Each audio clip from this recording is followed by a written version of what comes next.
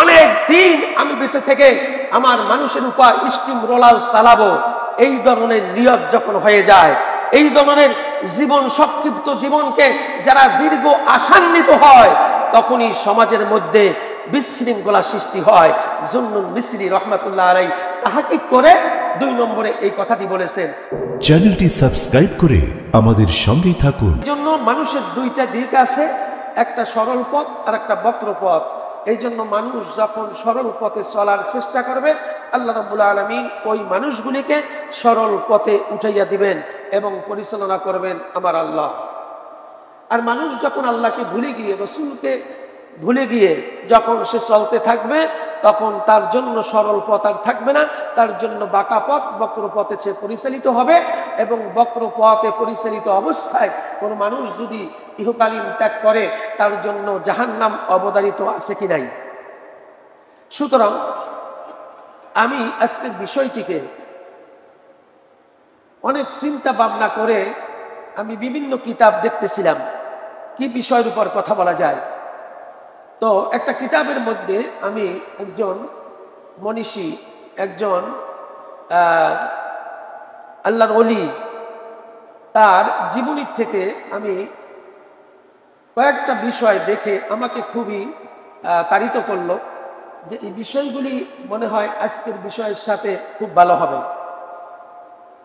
হযরতে জুন্নুন আল মিসরি রহমাতুল্লাহ আলাইহি একজন প্রসিদ্ধ হক্কানি রব্বানি আলেমে দ্বীন।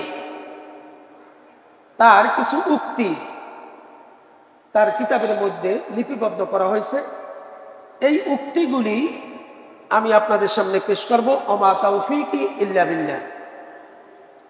এর মধ্যে 6টা উক্তি করেছেন, 6টা বিষয়কে তিনি উপলব্ধি করে বলেছেন সমাজ এবং রাষ্ট্রের মধ্যে বিশৃঙ্খলা হওয়ার জন্য 6টা জিনিস যথেষ্ট। সেই 6টা জিনিস কি কি আপনাদের সামনে উপস্থাপন করব। ওমা তাওফীকি ইল্লা বিল্লাহ, সকলে বলি আমিন। হযরতে জুন্নুন মিসরি রহমাতুল্লাহ আলাইহি তিনি প্রথমত যে সমাজে এবং মানব সমাজে এবং রাষ্ট্রে যে সমস্ত বিশৃঙ্খলা বিবাদ ছড়িয়ে পড়ে, তার মধ্যে প্রথমত কারণ যেটি তিনি বলেছেন, সেই কারণটি হচ্ছে 1 নম্বরে যেটা লিখেছেন তিনি, আখিরাতের আমলের ব্যাপারে নিয়তের বিচ্যুতি ঘটান। অর্থাৎ আপনি আমি যে আমল করতেছি, সমস্ত বিষয়, আমল মানে কাজ, কর্ম, আমরা যে কর্মগুলি করতেছি, এই কর্মগুলির মধ্যে নিয়তের বিচ্যুতি যদি ঘটে, তাহলে ওইখানে আপনার সমাজ এবং রাষ্ট্রের মধ্যে বিশৃঙ্খলা সৃষ্টি হতে পারে। কত বড় মানে তাহকিক করা কথা। এই জন্য হযরত বুখারী রহমাতুল্লাহ আলাইহি তিনি তার সর্বপ্রথম যে বুখারী শরীফ কিতাবের মধ্যে প্রথম যে কথাটি আছে, সেখানে কিন্তু ইন্নামাল আমালু বিন্নিয়াত, অর্থাৎ সমস্ত কাজের ফলাফল নির্ভর করে নিয়তের উপরে। এই জন্য প্রথম হাদিসটা হচ্ছে এই নিয়তের উপরে। বলুন না সুবহানাল্লাহ।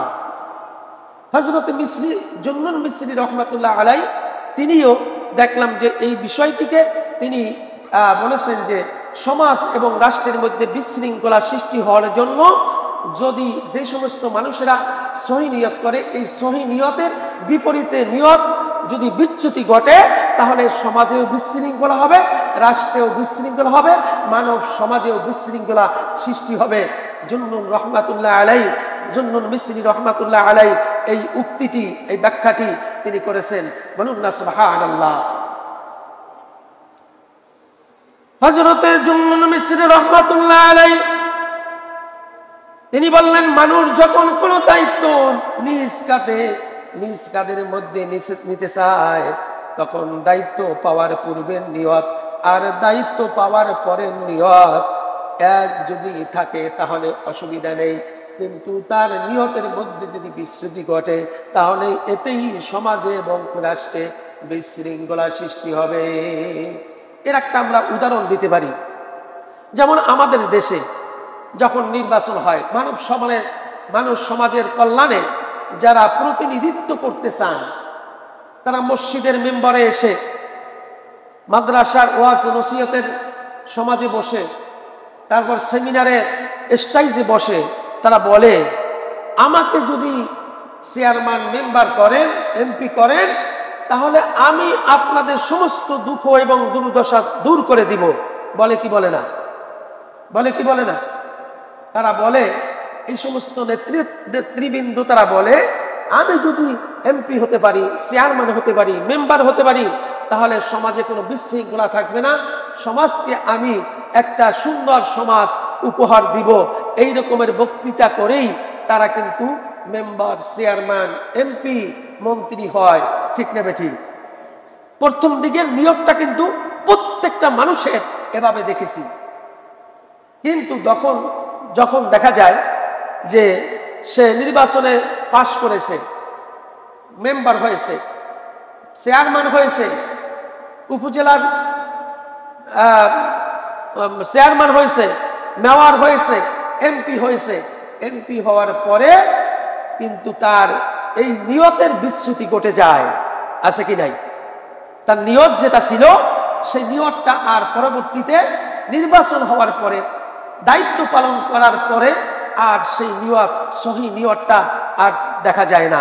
এই জন্য জুন্নুন মিসরি রহমাতুল্লাহ আলাই বলেছেন, মানুষের নিয়তের যদি বিচ্যুতি ঘটে, নিয়ত যদি পরিবর্তন হয়, তাহলে ওখানেই সমাজ এবং রাষ্ট্রের মধ্যে বিশৃঙ্খলা দেখা দেয়। যেমন দেখা দিয়েছে ইতিপূর্বে এবং বর্তমান সময়েও এই সমস্ত নেতা এবং নেত্রীদের যে নিয়ত করে যে মানুষের সামনে স্পষ্ট ভাষায় তার সহি নিয়তের কথা বলেছে, কিন্তু দায়িত্ব গ্রহণ করার পর সহি নিয়তের বিপরীতে গায়রে সহি, অর্থাৎ যা ইচ্ছা তা কিছু তারা ঘটাইছে, আগের নিয়তকে বিচ্যুতি ঘটিয়ে ফেলছে। ঠিক না বেঠিক? জুন্নুন মিসরি রহমাতুল্লাহ আলাই তার 6টা উক্তির মধ্যে প্রথম উক্তিটা এটাই বলছে, মানুষ যখন তার সহি নিয়তের বিচ্যুতি ঘটায়, তখন সমাজ রাষ্ট্রের মধ্যে বিশৃঙ্খলা হওয়া খুবই স্বাভাবিক হয়ে যায়। এই জন্য এটাই আমরা দেখছি যে আসলে এই জুন্নুন মিসরি রহমাতুল্লাহ আলাই উক্তিটি খুবই যথাযথ সময়ের জন্য উপযোগী একটা বিষয়। ঠিক না বেঠিক? যার কারণে এই যে আমাদের সমাজের মধ্যে আজকের বিশৃঙ্খলা সৃষ্টি হয়েছে, যারাই নেতৃত্ব দিয়েছিল তারা এক সময় নেতৃত্ব পাওয়ার আগে বলছিল, আমাদের এমন কোনো নিয়ত নাই, মানে চুরি করে ভোট নিয়ে আমরা নেতৃত্ব দিব, নেতা হব, এমন কোনো নিয়ত নাই। বলেছি কি বলে নাই? বলেছিল কিনা? চুরি করে ভোট নিয়ে তারা নেতৃত্ব দিবে না, এ কথাগুলি তারা বলেছিল। কিন্তু দেখা গেল সে এই নিয়তের পরিবর্তন ঘটিয়েছে। সে দিনের ভোটটা রাত্রে চুরি করে মানুষের ম্যান্ডেটকে উপলব্ধি না করে, মানুষের মেজাজকে উপলব্ধি না করে, মানুষের চাওয়া পাওয়াকে উপেক্ষা করে দিনের ভোট রাতে দিয়েই সমাজের মধ্যে নেতৃত্ব পাওয়ারকে যখন গ্রহণ করেছে, তখন সমাজ এবং রাষ্ট্রের মধ্যে বিচ্যুতি ঘটেছে, বিশৃঙ্খলা সৃষ্টি হয়েছে। ঠিক না বেঠিক? সুতরাং একাই জুন্নুন মিসরি রহমাতুল্লাহ আলাই এটা বলেছে যে যার নিয়তের মধ্যে বিচ্যুতি ঘটবে, সহি নিয়ত ছিল পূর্বে, কিন্তু দায়িত্ব গ্রহণ করার পর যার নিয়তের বিচ্যুতি ঘটেছে, তখনই সমাজ এবং রাষ্ট্রের মধ্যে বিশৃঙ্খলা ঘটে যায়। এই জন্য জুন্নুন মিসরি রহমাতুল্লাহ আলাই তিনি 6টা উক্তির মধ্যে প্রথম উক্তিটাই নিয়তের আপনার উপর কথা বলেছে, যেটা নাকি বুখারী রহমাতুল্লাহ আলাই তার এই অসংখ্য 6 লক্ষ হাদিসের মধ্যে তিনি যে প্রথম কথাটাই, যে হাদিসের মধ্যে বুখারী শরীফের প্রথম যে কওলটা ছিল, হাদিসটা ছিল, সেটাই হচ্ছে ইন্নামাল আমালু বিন্নিয়াত আও কামা ক্বালা রাসূলুল্লাহ সাল্লাল্লাহু আলাইহি ওয়াসাল্লাম। সুতরাং সমস্ত কর্মকে নিয়তের উপরই নির্ভর করে। এই জন্য নিয়ত সহি প্রথমত যা থাকবে, পরেও সেইভাবে নিয়ত যদি থাকে, সমাজ এবং রাষ্ট্রের মধ্যে কোনো ক্রমেই বিশৃঙ্খলা সৃষ্টি হবে না ইনশাআল্লাহ। এই জন্য আল্লাহ রাব্বুল আলামিন আমাদের নিয়তকে সহি করে নিতে হবে। জীবনের শুরু থেকে এবং শেষ পর্যন্ত আমাদের আল্লাহ এবং আল্লাহর রাসূলের উপর যে নিয়ত ছিল, ভালোবাসা ছিল, মহব্বত ছিল, সেই মহব্বত রেখেই আমাদের নিয়তের উপর এক পায়ে দাঁড়িয়ে যদি আমরা চলতে পারি, তাহলে সমাজের মধ্যে কিছু উপহার দিতে পারবো, রাষ্ট্রের মধ্যে আমরা উপহার দিতে পারবো, মানব কল্যাণে মানব সমাজের মধ্যে আমরা কিছু দিতে পারবো, আর আল্লাহ খুশি হয়ে যাবে, আমার রাসূলের তরিকাও মানা হবে। ঠিক না বেঠিক? ঠিক কিনা? সুতরাং যেহেতু আল্লাহ রাব্বুল আলামিন কুরআনুল কারীমের মধ্যে বলেছেন, আল্লাযীনা ইম্মাক্কান্নাহুম ফিল আরদি ইয়াকামুস সালাতা ওয়া আতুজ যাকাতা ওয়া আমরু বিল মা'রুফ ওয়া ইয়ানহাউনা আনিল মুনকার। আল্লাহ রাব্বুল আলামিন বললেন, তোমাদেরকে যদি আমি ক্ষমতা প্রদান করি, তোমাদের উপরে যদি আমি দায়িত্ব ন্যস্ত করি, ক্ষমতা দেই, তাহলে তোমার প্রথমত কাজ হচ্ছে এই জমিনের মধ্যে আল্লাহর হুকুমকে বাস্তবায়নের ক্ষেত্রে তোমাদের জন্য এই জমিনে তোমরা নামাজকে কায়েম করে দিবে। বলুন না সুবহানাল্লাহ। নিয়ত ছিল কিন্তু ভালো। প্রথমত আমরা যদি সমাজের নেতৃত্ব দিতে পারি, নেতা আমাদেরকে বানান, তার সমাজ আমরা পরিবর্তন করব। নামাজ, দোয়া হইতে শুরু করে যা কিছু আছে সবকিছু সুন্দরভাবে পালন করার জন্য আমি খুব সচেষ্টবান দায়িত্ব পালন করব, এরকমের নেতাদের পূর্বেই নিয়ত ছিল। ঠিক না বেঠিক? কিন্তু নেতৃত্ব পাওয়ার পরে কোথায় নামাজ, কোথায় রোজা, কোথায় যাকাত, কোথায় ফিতরা, কোথায় মানুষের হক, কোথায় মানুষের কল্যাণ, সব কিছু ভুলে যায়। আছে কি নাই? সুতরাং আল্লাহ রাব্বুল আলামিন সেটাই স্মরণ করে দিচ্ছে, আল্লাযীনা ইম্মাক্কান্নাহুম ফিল আরদ, এই জমিনের মধ্যে তোমাদের যদি আমি নেতৃত্ব দেই, নেতা বানাই, তোমাদের প্রতিনিধিত্ব যদি আমি তোমাদের কাজে দেই, তাহলে তোমাদের প্রথম কাজ হচ্ছে আকামুস সালাহ, এই জমিনের মধ্যে নামাজ প্রতিষ্ঠিত করবে। হুকুমটা কার? কিন্তু এ পর্যন্ত দুঃখের সাথে, পরিতাপের সাথে আমরা বলতে পারি যে কিন্তু যত নেতা এবং নেত্রী এসেছে, প্রথমত হক কথা বলে, সহি নিয়তের কথা বলে, ভালো কাজের কথা বলে, মানব কল্যাণের কথা বলে, আল্লাহকে স্মরণ করে, মসজিদের মেম্বারে এসে তারপর তওবা করে, তারপর শাহজালাল মাজারে গিয়ে সেখানে তওবা করে জমিনের মধ্যে নেমেছে, আমি যদি সমাজের মধ্যে নেতৃত্ব পাই তাহলে আমি সমাজকে পরিবর্তন করব আল্লাহ এবং আল্লাহ রাসূলের হুকুম মতে, কোরআনের শাসন অনুযায়ী। এরকমের বলেছে কি বলে নাই? বলেছিল। কিন্তু দেখা গেল কি, নেতৃত্ব পাওয়ার পরে কোরআন কোথায়, হাদিস কোথায়, আমার রাসূল কোথায়, আমার শাহজালাল কই, আমার ওলিয়া উলিয়ারা কই, তারা সব কিছু ভুলে যায় এবং ভুলে গিয়েছিল। যার কারণে জুন্নুন মিসরি রহমাতুল্লাহ আলাইহি বলেছেন, নিয়তের বিচ্যুতি ঘটার কারণেই সমাজে এবং রাষ্ট্রের মধ্যে বিশৃঙ্খলা ঘটে যায়। বলুন না নাউজুবিল্লাহ। সুতরাং আল্লাহ রাব্বুল আলামিন চারটা কথার মধ্যে প্রথমত কথা ছিল আকামুস সালাত, তোমাদের উপর যদি দায়িত্ব পালন করার মতো আমি দায়িত্ব গ্রহণ করার মতো দায়িত্ব দান করি, তাহলে তোমাদের প্রথম কাজ হবে এই সমাজের মধ্যে তোমরা নামাজকে কায়েম করে দিবে। দ্বিতীয়ত আল্লাহ রাব্বুল আলামিন বলেছেন ওয়াতুজ যাকাত, নামাজের পরে তোমরা যাকাত প্রদান করবে, যাকাত প্রতিষ্ঠিত করবে। এই যাকাত প্রতিষ্ঠিত করা সমস্ত নেতৃবৃন্দদের জন্য আল্লাহর হুকুম করে দিয়েছেন আমার আল্লাহ। সমস্ত নেতাদেরকে বলেছেন, জমিনের মধ্যে তোমাদেরকে যদি আমি দায়িত্বশীল বানাই, নেতা বানাই, তাহলে তোমরা কি করবে? তোমরা প্রথম নামাজ কায়েম করবে, দ্বিতীয়ত যাকাত প্রদান করবে, যাকাত প্রতিষ্ঠিত করবে। বলুন না সুবহানাল্লাহ। হুকুমটা কার? হুকুমটা কার? আল্লাহ। তৃতীয়ত আল্লাহ রাব্বুল আলামিন বলেছেন আমরু বিল মারুফ, তোমরা তৃতীয় নম্বরে তোমাদের কর্ম থাকবে, কাজ থাকবে, সৎ কাজের আদেশ দিবে। যেই সমস্ত হকের কথা আছে, কোরআনের কথা আছে, হাদিসের কথা আছে, ওই কথাগুলি সমাজের মধ্যে প্রতিষ্ঠিত করবে। হুকুমটা কার? সৎ কাজের আদেশ প্রদান করতে হবে। ওয়ায়ানহাউনা আনিল মুনকার।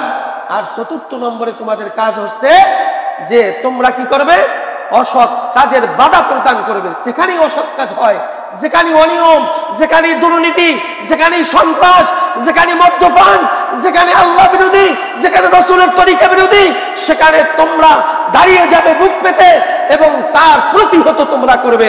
হুকুমটা কার? আল্লাহ সুন্দরভাবে কিন্তু এই কোরআনুল কারীমের মধ্যে কথাগুলি বলে দিয়েছিল।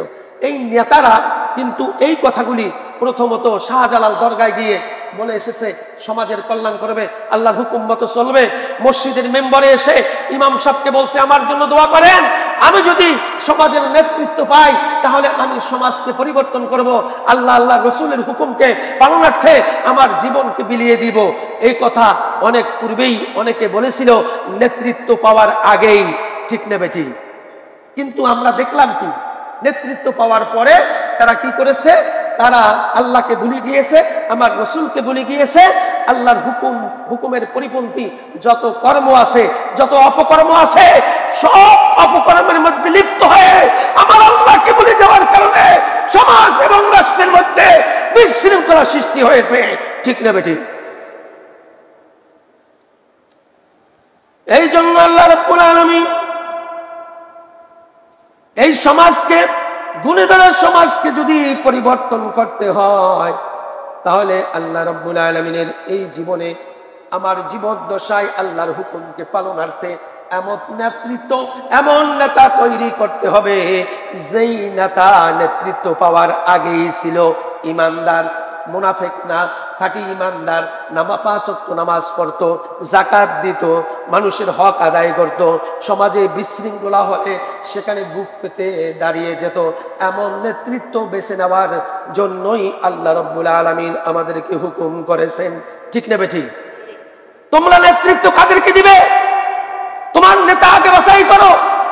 মসজিদে একজন ইমাম এই নেতাকে যখন বাছাই করে তখন মসজিদের ইমামের দাড়ি লম্বা কিনা, টুপি ঠিক মতো আছে কিনা, দাড়ি আপনার চুল ঠিক মতো ছোট আছে কিনা, তারপর কুত্তা লম্বা আছে কিনা, চেহারার মধ্যে আলেমের মতো চেহারা সুচেহারা আছে কিনা, এইরকমের পুঙ্খনে তারা এই নেতৃত্ব দেওয়ার জন্য একজন মসজিদের ইমাম 50 জন, 100, 200, 500, 1000 বা 2000, 5000 মানুষের নেতৃত্ব দেওয়ার জন্য একজন ইমামকে এভাবে পুঙ্খনে বাছাই করে তাকে ইমামতি দেওয়া হয়, ঠিক না বেটি? কিন্তু তোমরা কি করতেছো? একটা সমাজকে পরিবর্তন করার জন্য, সমাজের নেতৃত্ব দেওয়ার জন্য যে নেতা তোমাদের সামনে আসলো, সেই নেতা কোনো 5000 মানুষের নেতা নয়।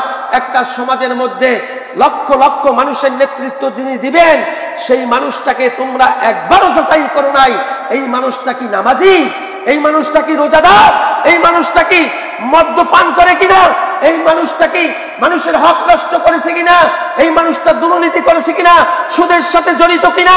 এটা তোমরা একবারও দেখলে না। কিন্তু 200, 500, 1000, 5000 মানুষের নেতৃত্ব দানকারী ইমামের জন্য এত কিছু বাছাই করলা।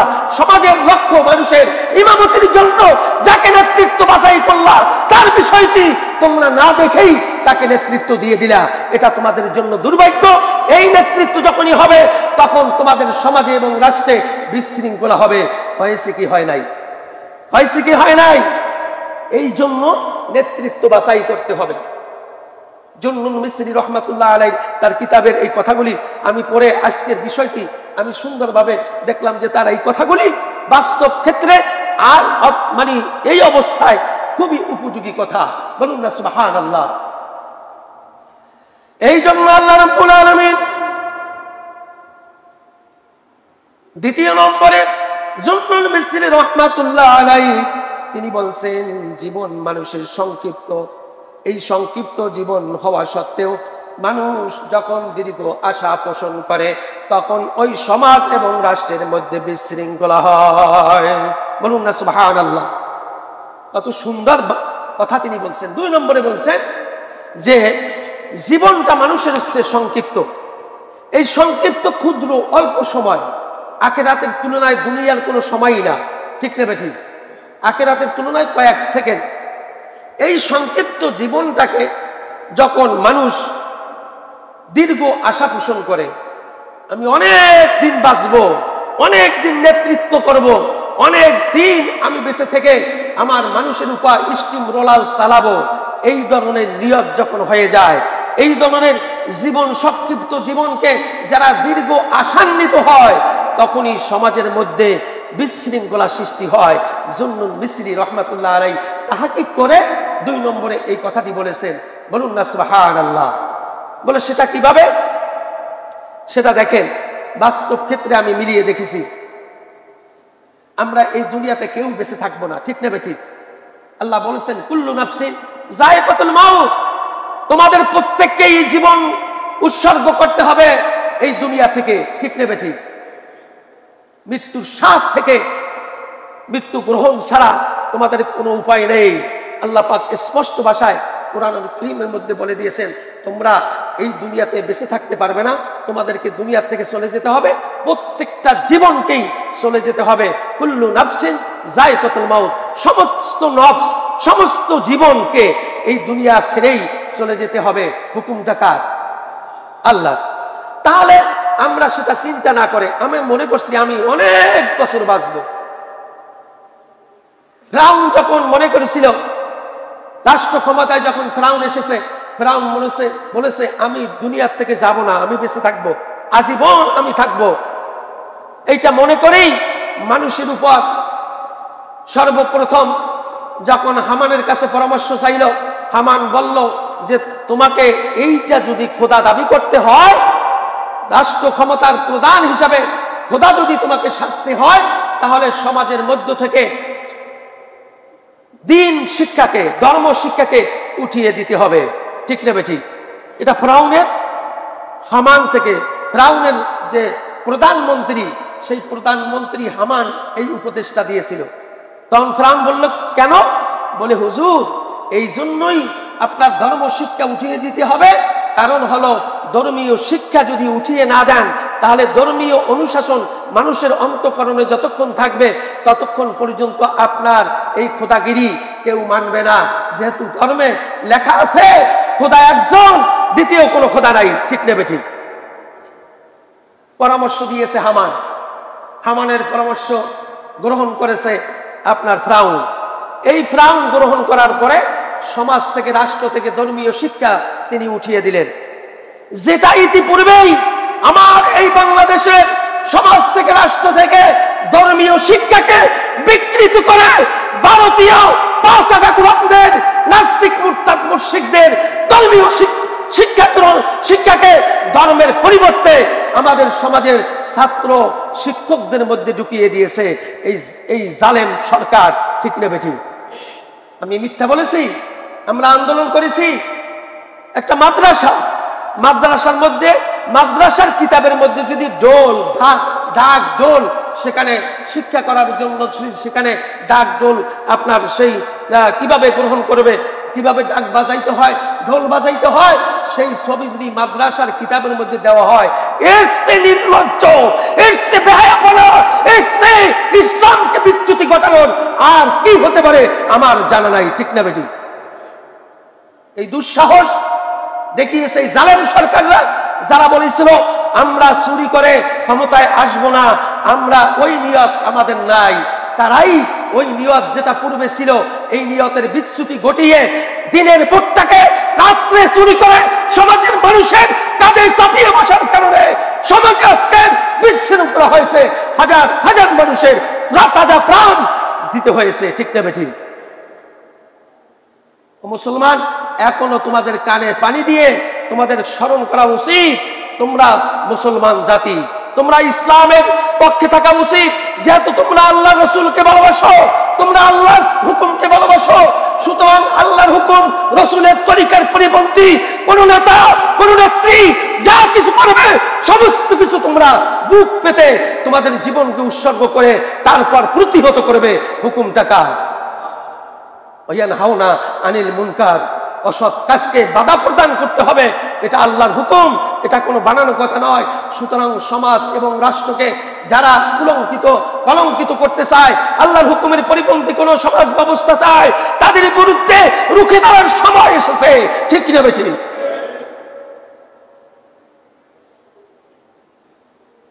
সুতরাং আল্লাহ রাব্বুল আলামিন এই জীবন সংক্ষিপ্ত হওয়া সত্ত্বেও আমরা দীর্ঘ আশা করার কারণে আজকের এই বিশৃঙ্খলা সৃষ্টি হয়েছে। তারা মনে করেছিল আমরা মরব না, আমরা আমাদের ক্ষমতা আজীবন থাকবে। ঠিক না ঠিক? আমার ক্ষমতা আজীবন থাকবে, এই ক্ষমতা কাউকে দেওয়া হবে না, এই ক্ষমতা কেড়ে দেওয়া হবে না, এই ক্ষমতার মালিক আমি এবং আমরা, আমার দোসররা যারা নাকি দিনের বেলা অস্ত্র হাতে নিয়ে মানুষকে হত্যা করতে পারে তারা এই ক্ষমতায় থাকবে। এই নিয়ত হয়েছিল। ক্ষমতা পূর্বের এবং পরের নিয়তের মধ্যে, পূর্বে যেটা ছিল সেটা আর নাই, পরের নিয়তের মধ্যে এটাই বাস্তব প্রমাণ আমরা দেখতে পেলাম। ঠিক না বেটি? আমরা দেখতে পেলাম কি মানব কল্যাণে তারা কাজ করবে, কিন্তু মানব কল্যাণে কাজ তো দূরের কথা, মানুষের হক প্রতিষ্ঠিত করার জন্য, অধিকার আদায়ের জন্য যখন মানুষ তার জন্য যখন বুক পেতে যখন জমিনে নামলো, আপনার রাজপথে নামলো, তখন তা প্রতিহত করে দেওয়ার জন্য, নাহককে প্রতিষ্ঠিত করার জন্য গুলি চালানোর মতো, মানুষ হত্যার মতো জঘন্য অপরাধ করতেও তারা দ্বিধাবোধ করে না। ঠিক কিনা? সুতরাং জন্য রাহমাতুল্লাহ আলাইহি জন্য স্মরণ করেন সংক্ষিপ্ত জীবনকে যারা দীর্ঘশ্বাস, দীর্ঘ জীবন হিসাবে আশা পোষণ করে তাদের জন্যই এই সমাজের মধ্যে বিশৃঙ্খলা হবে। তার কারণ হলো বাস্তব ক্ষেত্রে আমরা দেখতে পেয়েছি যারা এই নেতৃত্ব দানে ছিল তারা মনে করেছে আজীবন থাকবো, আমরা ছাড়া কেউ আসতে পারবে না, আমরাই যা মনে কয় তা করব, ইসলাম ধর্মের 12টা বাজাইব, মাদ্রাসাকে 12টা বাজাইব, অপসংস্কৃতি আমরা লালন করব, অপসংস্কৃতি স্কুল কলেজ ভার্সিটির মধ্যে প্রতিষ্ঠিত করব। আমি কোনো বানানো কথা বলি নাই। ঢাকা ইউনিভার্সিটির মধ্যে আমার সন্তান, আপনার সন্তান সেখানে শিক্ষা গ্রহণের জন্য আমার মেয়েটাকে যখন ঢাকা ভার্সিটিতে ভর্তি করিয়ে দেয়, হোস্টেলে থাকার জন্য ওই সমস্ত নোংরা রাজনীতির নেতাদের বাসায় গিয়ে, হোস্টেলে তাদের রুমে গিয়ে সময় দিতে হতো। আওয়াজ দিয়ে বলে নাউজুবিল্লাহ, বানায়ে কথা বলছি না। আজকের ছাত্র ছাত্রীরা মুখ খুলতে শুরু করেছে। তারা বলছে আমরা হোস্টেলে, একটা ইউনিভার্সিটির হোস্টেলে থাকার জন্য তারা যখন নিয়োগ করতো হোস্টেলে থাকবে, তখন তাদেরকে বলা হতো বড় ভাই রুমের মধ্যে এক রাত কাটাইতে হবে। আওয়াজ দিয়ে বলে নাউজুবিল্লাহ, আরো বলেন নাউজুবিল্লাহ। সুতরাং এত বড় দুঃসাহস এই দুষ্কৃতিকারী, এই অপশক্তি, ইসলামের দুশ্মন, মুসলমানের দুশ্মন, আমার রসুলের দুশ্মনরা শিক্ষা প্রতিষ্ঠানকে কলঙ্কিত করে দেওয়ার জন্য আপনার আমার সন্তানকে এই রকমের জিনায় ব্যবহার করেছে। তাও এই বাংলাদেশের জমিনে, যেখানে অলিয়া উলিয়ার দেশ, যেখানে 90-95%, 80-85% মুসলমান, সেই দেশের মধ্যে ঘটেছিল। ঠিক না বেটি? এটা আমাদের জন্য দুর্ভাগ্য।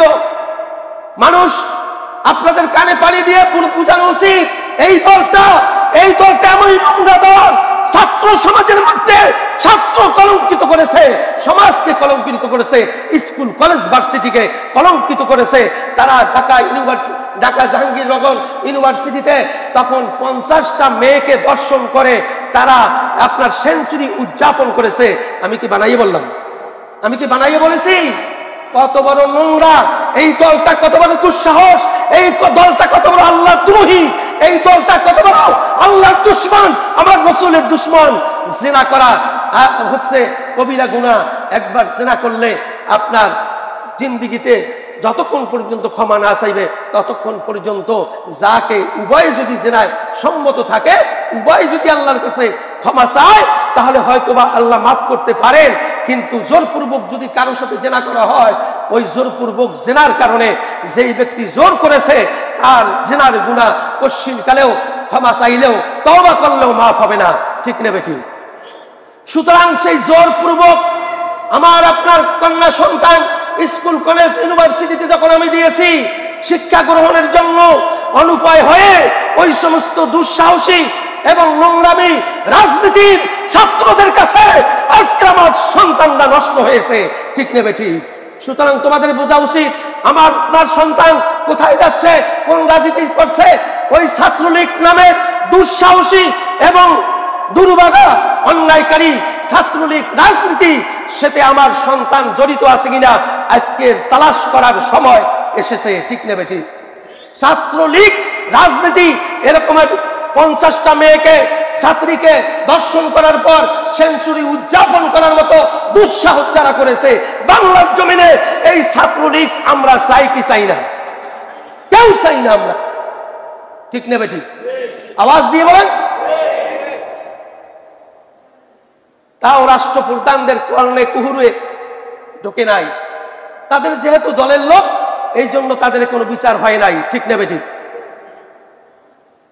আপনার সন্তান যদি ছাত্রলীগ করে, কিয়ামতের ময়দানে আমি বলতে পারি মান তাশাব্বাহা বিকওমিন ফাহুয়া মিনহু আও কামা ক্বালা রাসূলুল্লাহ সাল্লাল্লাহু আলাইহি ওয়াসাল্লাম। স্পষ্ট কথা আমার রাসূল বলেছেন, তাআওয়ানু আলাল বিররি ওয়াত তাকওয়া ওয়া তাআওয়ানু আলাল ইসমি ওয়াল উদওয়ান। আল্লাহ পাক এভাবেই বলেছেন, যেখানে ভালো কাজ আছে সেই ভালো কাজের সাথে তোমরা সম্পর্কিত হও, অসৎ কাজ থেকে তোমরা ফিরে থাকো। অসৎ কাজের সহযোগিতা সাহায্য করা নিষেধ করে দিয়েছেন কে? আর আমার রাসূল বলছেন, যার সাথে যার দুনিয়ার মধ্যে মুআমালাত হবে, কিয়ামতের ময়দানে তার সাথে কিয়ামত সংগঠিত হবে বলেছেন আমার রাসূল। ঠিক নেবে ঠিক? মান তাশাব্বাহা বিকওমিন ফাহুয়া মিনহু। সুতরাং আপনার সন্তান কোথায় যাচ্ছে, কোন রাজনীতির সাথে সম্পৃক্ত হচ্ছে, সময় এসেছে ওই সমস্ত নোংরা এবং সিনাখোর রাজনীতি থেকে বেরিয়ে আসার জন্য আমাদেরকে উদ্গ্রীব হয়ে আমাদেরকে সচেষ্টবান হওয়ার জন্য আপ্রাণ প্রচেষ্টা চালিয়ে দিতে হবে। ঠিক নেবে ঠিক? এরপরে সময় যেহেতু শেষ হয়ে গেছে, জুন্নুন রহমাতুল্লাহ আলাইহি তিনি 6টা উক্তি পেশ করেছেন। আমি শুধুমাত্র 2টা উক্তি আপনাদের সামনে পেশ করতে পারলাম। আরো 4টে উক্তি আছে, আমি খুব যাচাই বাছাই করে তার লেখা, আলহামদুলিল্লাহ তার উক্তিগুলি, তার বিষয়গুলি, যে সমাজ এবং রাষ্ট্রে কেন বিশৃঙ্খলা হয়, যে উক্তিগুলি তিনি লিখেছেন বলেছেন, সেই উক্তিগুলি বাস্তব ক্ষেত্রে আজই আমাদের জন্য জুন্নুন রহমাতুল্লাহ আলাইহির এই উক্তিগুলি একটি আমাদের জন্য খুবই প্রতিষ্ঠিত কথা বলে আমরা মনে করি। ঠিক নেবে ঠিক? সুতরাং আসুন বাকি উক্তিগুলি, বিষয়গুলি আমরা আগামী দিনগুলিতে আমরা জানার চেষ্টা করব। ওমা তৌফিক ইল্লা বিল্লাহ। সকলে বলি আমিন।